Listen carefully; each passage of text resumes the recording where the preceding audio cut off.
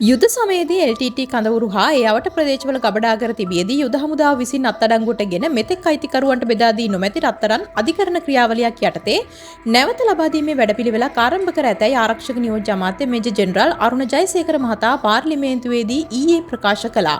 එම අධිකරණ ක්‍රියාවලිය ඉදිරි මාස 3ක් වැනි කාලයකදී අවසන් කර නැවත අයිතිකරුවන්ට ලබා දීමට අවශ්‍ය වැඩපිළිවෙල සකස් කරන බවයි හෙතෙම සඳහන් කළේ. නියෝජ්‍ය අමාත්‍යවරයා මේ බව සඳහන් කළේ පාර්ලිමේන්තු මන්ත්‍රී එස් ශ්‍රීධරන් මහතා ස්ථාවර නියෝග 27(2) යටතේ මතු කරන ලද ප්‍රශ්නයකට පිළිතුරු දෙමින් මුලතිව් හා කිලිනොච්චි ප්‍රදේශවල සිදු කළ ක්‍රියාන්විතවලදී LTT කඳවුරු හා ඒ අවට ප්‍රදේශවල ගබඩා කර තිබූ රත්තරන් කිලෝ 150ක් පමණ ශ්‍රී ලංකා යුද හමුදාව විසින් එවකට අත්අඩංගුවටගෙන තිබූ අතර 2014 දී එවකට පැවති රජය අනන්‍යතාවය තහවුරු කරගත් පුද්ගලයන් 2015 දෙනෙකුට අදාළ රත්තරන් නැවත ලබා දී ඇතැයි හෙතෙම සඳහන් කළා. යුද හමුදාව විසින් කිසිදු අවස්ථාවක උතුරු නැගෙනහිර ජනතාවගේ රත්තරන් බලහත්කාරයෙන් ලබාගෙන නොමැති බව කී මහතා අධිකරණයේ අපරාධ පරීක්ෂණ දෙපාර්තමේන්තුව මැණික් හා ස්වර්ණාභරණ අධිකාරිය හා ශ්‍රී ලංකා මහා බැංකුවේ සහභාගීත්වයෙන් මේ වන විට මේ සම්බන්ධයෙන් සිදු කරන ක්‍රියාවලිය තව මාස 3කින් නිමවීමට නියමිත බවයි සඳහන් කළේ.